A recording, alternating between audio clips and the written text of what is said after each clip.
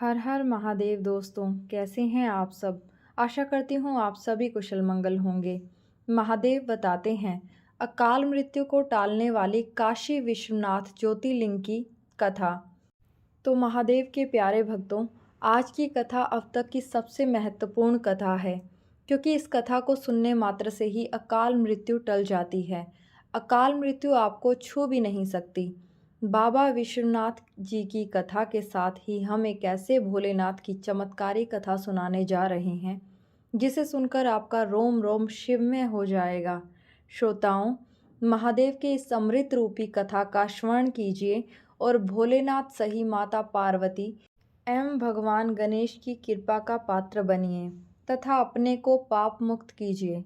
भगवान शिव की कथा, उनके गुणगान और उनकी महिमा को सुनने, कहने और हुंकारा भरने वालों पर महादेव अति प्रसन्न होते हैं। जो फल आप तीर्थ यात्रा करके अर्जित करते हैं, वह फल इस कथा का श्रवण करने मात्र से ही प्राप्त हो जाएगा। तो चलिए भक्तों, इस पावन कथा के सागर में डुबकी लगाते हुए हम अपने तन मन को पवित्र करते हैं। आप सभी भक्तगणों से निवेदन है कि यदि आपने हमारे चैनल को अभी तक सब्सक्राइब नहीं किया है तो कर लीजिएगा। कमेंट में प्रेम से जय भोलेनाथ, जय शिव शंभू, ओम नमः शिवाय, हर हर महादेव अवश्य लिखिएगा। तो चलिए आज की कथा प्रारंभ करते हैं। कथाओं के अनुसार भगवान शिव और माता पार्वती विवाह के बाद कैलाश पर्वत पर रहने लगे थे। एक दिन माता पार्वती ने कहा, हे प्राणनाथ, सभी देवी देवताओं के अपने घर हैं और उस तरह हमारा घर क्यों नहीं है। रावण ने तो लंका को ले लिया, इसलिए हमें दूसरी जगह के बारे में सोचना चाहिए। शिवजी को काशी नगरी बहुत पसंद आई। निष्कर्ष नाम शिव भक्त ने भगवान शिव के लिए अच्छी जगह के रूप में काशी को चयनित किया। ऐसा करने से काशी के राजा बहुत दुखी हुए। राजा ने ब्रह्मा जी की तपस्या की और उन्हें प्रसन्न करके अपनी समस्या बताई। राजा ने कहा, देवता देवलोक में रहते हैं, पृथ्वी तो मनुष्य के लिए है। ब्रह्मा जी के कहने पर शिवजी काशी छोड़कर मद्राचल पर्वत पर चले गए, लेकिन काशी नगरी के लिए अपना मोह त्याग नहीं सके। तब भगवान विष्णु ने राजा को तपोवन में जाने का आदेश दिया। इसके बाद काशी महादेव जी का स्थायी निवास स्थान बन गया और यहाँ आकर भगवान शिव काशी विश्वनाथ ज्योतिर्लिंग के रूप में स्थापित हो गए। तभी से इन्हें काशी विश्वनाथ कहा जाने लगा। यही है काशी विश्वनाथ की महिमा। तो महादेव के प्यारे भक्तों, आइए सुनते हैं काशी विश्वनाथ और उसके भक्त की कहानी, जिसे सुनकर हमारा तन मन भक्ति में हो जाएगा। तो चलिए शुरू करते हैं। शिव सृजन है और शिव विनाश है। शिव मंदिर है और शमशान भी है। शिव आदि है और अनंत भी है। ओम नमः शिवाय। शिव जी के प्यारे भक्तों, याद रखिएगा, यह कथा एक सत्य घटना पर आधारित है। ललिता घाट के पास भगवान विश्वनाथ का दरबार है। एक पंडित जी, जिनकी कोई संतान नहीं थी, सुबह सुबह भोर में सूर्य की किरणें फूटते ही गंगा जी के घाट पर पहुंच जाते हैं। वहां स्नान आदि करके जल भरकर भगवान विश्वनाथ के दरबार में आते और लाइन में लगकर अपनी बारी का इंतज़ार करते। जब उनकी बारी आती तो जल चढ़ाते और बस भगवान शिव से इतना ही कहते, हे प्रभु, सालों से मैं तेरे दरबार में आ रहा हूँ, मेरी झोली भर दो भगवान, मेरी झोली भर दो। मैं गरीब निर्धन ब्राह्मण हूँ, झोपड़ी में रहता हूँ, रूखा सूखा खाकर गुजारा करता हूँ, लेकिन मेरे घर में संतान नहीं है। एक संतान का सुख दे दो भगवान, एक संतान का सुख दे दो। पंडित रहा उपवासी, काशी का निवासी, तप कर रहा था भारी, मन में थी एक उदासी। सुनी मेरी पुकार, बिना संतान के उधार, भंडारा भर दो मेरा, आके भोले भंडारी।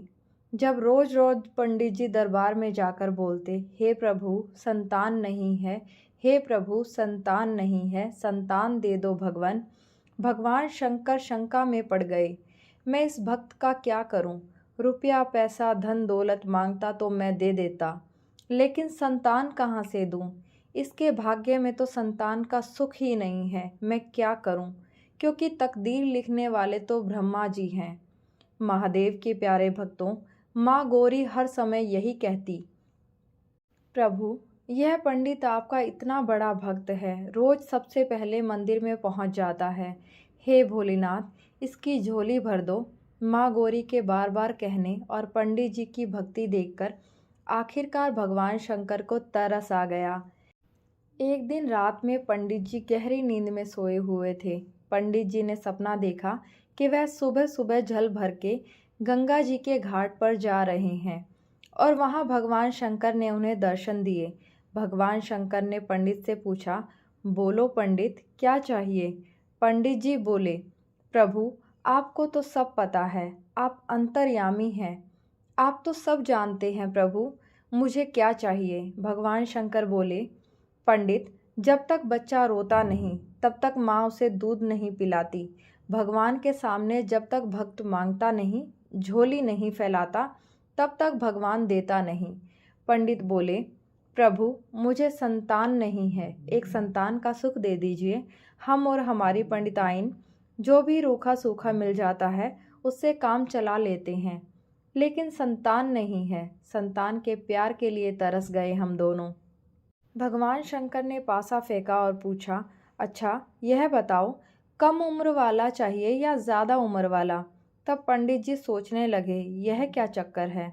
पंडित जी बोले, प्रभु यह क्या चक्कर है, कम उम्र और ज़्यादा उम्र? भगवान शंकर बोले, जिस बच्चे की उम्र कम है वह विद्वान होगा और जिस बच्चे की उम्र ज़्यादा है वह आगे चलकर चोर और डाकू बनेगा। जल्दी बताओ, कम उम्र वाला चाहिए या ज़्यादा उम्र वाला? अब पंडित था हिंदुस्तान का वासी और हिंदुस्तान में पत्नी से पूछे बिना पति कोई काम नहीं करता। तब पंडित जी ने प्रभु से कहा, प्रभु आप यहीं खड़े रहिए, मैं घर जाकर अपनी पत्नी से पूछ कर आता हूँ। दौड़ते दौड़ते पंडिताइन के पास पहुँचा और बोला, पंडिताइन, प्रभु ने घाट पर हमें दर्शन दिए हैं, वह पूछ रहे हैं कि कम उम्र का बच्चा चाहिए या ज़्यादा उम्र का। पंडिताइन भी यह सुनकर घबरा गई। पंडिताइन ने पूछा, कम और ज़्यादा का क्या चक्कर है? पंडित जी ने कहा, पंडिताइन, भगवान शिव ने कहा है कम उम्र वाला बच्चा विद्वान होगा और ज़्यादा उम्र वाला बच्चा डाकू और चोर बनेगा। तुम जल्दी से बताओ कि हमें कौन सा बच्चा मांगना चाहिए। पंडिताइन ने कहा, देखिए हमें कम उम्र वाला बच्चा ही चाहिए, हम कम उम्र से ही काम चला लेंगे। जाकर शिवजी से कह दीजिए कि वह हमें कम उम्र वाला बच्चा दे दे। दौड़ा दौड़ा घाट पर पहुंचा और बोला, प्रभु कम उम्र वाला दे दो, हम कम उम्र वाले बच्चे से काम चला लेंगे क्योंकि ज़्यादा वाला तो चोर डाकू ही बनेगा। शंका में पड़े शिवजी हंसकर बोले, जा, तेरे घर एक बालक का जन्म होगा, लेकिन जैसे ही वह 5 वर्ष का होगा वह मर जाएगा। अब सोचिए, अगर किसी माँ बाप को मालूम हो कि उनका बच्चा जैसे ही 5 वर्ष का होगा वह मर जाएगा तो उनका क्या हाल होगा। लेकिन फिर भी किसी तरीके से जीवन को आगे बढ़ाना शुरू कर दिया। पंडित के घर में एक बच्चे ने जन्म लिया। पंडित को अपने सपने की बात याद आई कि जब इस बच्चे की जन्म 5 वर्ष का होगा यह मर जाएगा। जैसे जैसे लड़का बड़ा हो रहा था, पंडित और पंडिताइन देख देख कर रात भर रोते रहते। मन में एक खटका बढ़ने लगा। जब 4 वर्ष बीत गए, पंडित का दिल धड़कने लगा। 4 साल हो गए, 1 साल बचा है। लड़का हंसता खेलता गलियों में घूमे तो पंडित और पंडिताइन एक तरफ खुश हो जाते कि हाय रे मेरा सुंदर सा लाल आज पाठशाला जाने लगा है, आज तो कुछ नया सीख कर आएगा। लेकिन हाय रे दुर्भाग्य, ना जाने किस घड़ी में भगवान शिव ने हमारे पुत्र को 5 वर्ष दिए थे। 5 साल के उपरांत यह हमें छोड़कर चला जाएगा। 4 साल 11 महीने और 29 दिन हो गए। अब लड़के के मरने में 1 दिन बाकी रह गया। जब लड़का सोया तो पंडित और पंडिताइन उसके सिरहाने जाकर बैठ गए और रोने लगे। रात्रि का पहला पहर चला गया, यानी रात्रि के 10 बज गए। वे विलाप करने लगे, जैसे ही सूर्य की पहली किरण पड़ेगी हमारा लाल, हमारा बच्चा मर जाएगा, क्योंकि इसकी ज़िंदगी के 5 साल पूरे हो जाएंगे। जहाँ इस बच्चे का जन्मदिन मनाना था वहीं इस बच्चे का मरण दिन मनाया जाएगा। लेकिन यह तो विधाता ने लेख लिखा है, इसे बदला नहीं जा सकता। लेकिन पंडित ने हार नहीं मानी। अपने बच्चे की जान बचाने के लिए पंडित ने अपने बच्चे को रात्रि के तीसरे पहर में उठाया। कहते हैं कि पहले के ज़माने में साधु संत रोशनी की पहली किरण ज़मीन पर पड़ने से पहले स्नान करके पूजा में बैठ जाया करते थे। पंडित ने रात्रि के तीसरे पहर में अपने बच्चे को जगाया।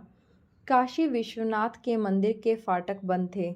मंदिर के बाहर से ही दर्शन कराया और गंगा जी के पावन तट पर ले जाकर बैठा दिया। अपने बच्चे से बोला, बेटा, जो कोई साधु संत इधर से स्नान करने के लिए आए उसका पाँव छू लेना। अब क्या था, साधु संत धीरे धीरे आते गए, बच्चे सबका पाँव छूता गया। सभी उस बच्चे को आशीर्वाद देते और चले जाते। अचानक पंडित ने देखा कि दूर से सप्त ऋषि चले आ रहे थे। सप्त ऋषियों में बड़ी ही ताकत हुआ करती थी। तपस्या करके काफ़ी शक्तियों को अर्जित कर रखा था। वे भूत, भविष्य, वर्तमान देख सकते थे। वरदान देते थे तो वरदान पूरा हो जाता था। सप्त ऋषियों को आता देख पंडित एक पेड़ के पीछे छुप गया और अपने बच्चे को इशारा किया। जब सप्त ऋषि आए, बच्चा उठा और उनके चरणों को छू लिया। सप्त ऋषि ने देखा और कहा, आयुष्मान भव, तुम्हारी उम्र लंबी हो। पेड़ के पीछे से पंडित बाहर निकला और हंसते हुए सप्त ऋषियों से कहा, महाराज, आपने पहचाना? यह वही बच्चा है जिसकी उम्र 5 वर्ष थी और यह आज मरने वाला था। आपने इसे आशीर्वाद देकर इसकी उम्र लंबी कर दी। आपका वरदान कभी खाली नहीं जाता। सप्त ऋषियों ने सोचा कि हम तो वरदान दे चुके हैं और अगर हमारा दिया हुआ वरदान पूरा नहीं हुआ तो दुनिया में हमें मानने वाला कोई नहीं होगा। लोग कहेंगे कि सप्त ऋषि वरदान तो देते हैं लेकिन पूरा नहीं करते। लेकिन हम इस बच्चे को लेकर और कहाँ जाएं, क्या करें? सप्त ऋषियों ने पंडित से कहा, हे पंडित, तुम्हारा बच्चा आज सुबह मरने वाला है, तो कुछ समय के लिए इस बच्चे को हमें दे दो। महादेव के वचन को काटने की हम में इतनी क्षमता नहीं। अगर हमने ऐसा किया तो महादेव नाराज़ हो जाएंगे।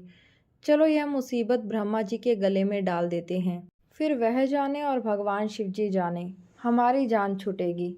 सप्त ऋषियों के साथ वह बालक ब्रह्मा जी के पास पहुंचा।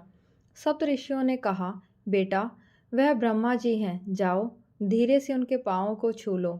ब्रह्मा जी उस समय किसी अन्य की तकदीर लिख रहे थे और तकदीर लिखने में व्यस्त थे।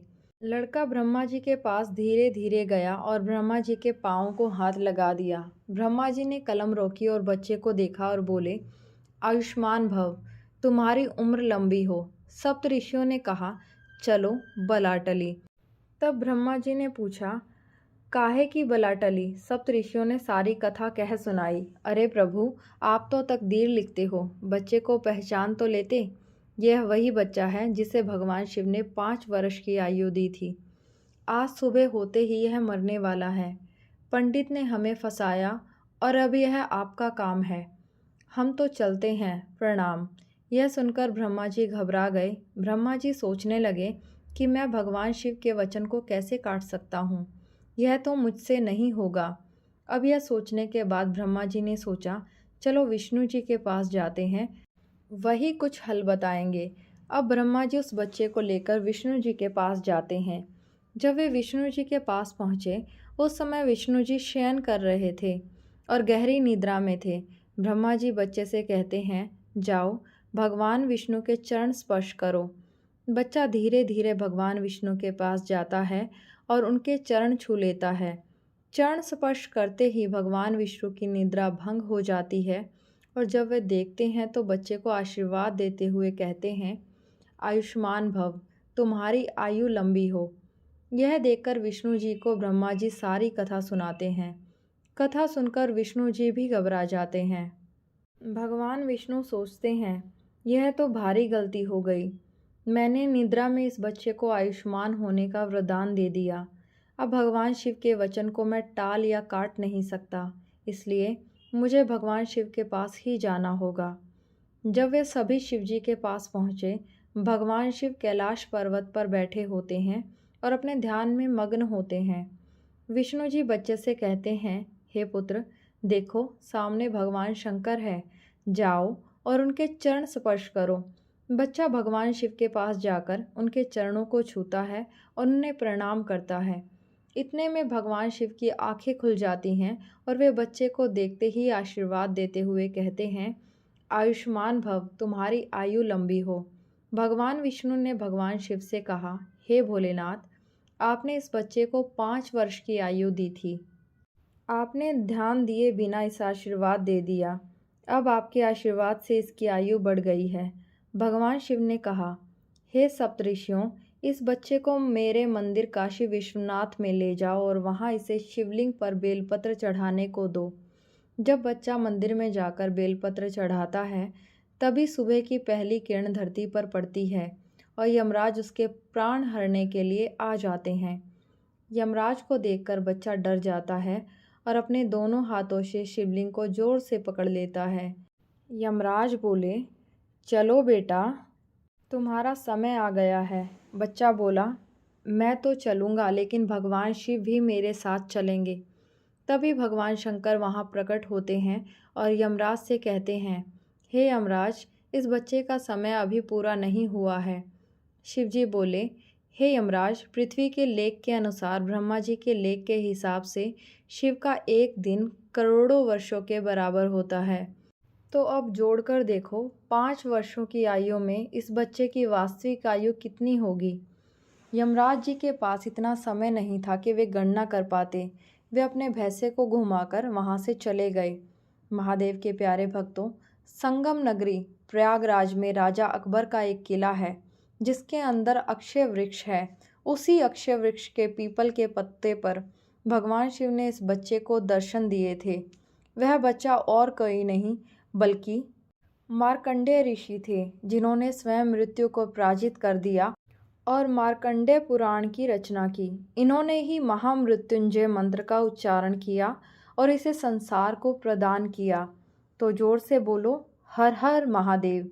अगर वीडियो पसंद आई हो तो हमारे चैनल को सब्सक्राइब कीजिए। आपका दिन मंगलमय रहे और महादेव की कृपा आप सभी पर बनी रहे। धन्यवाद।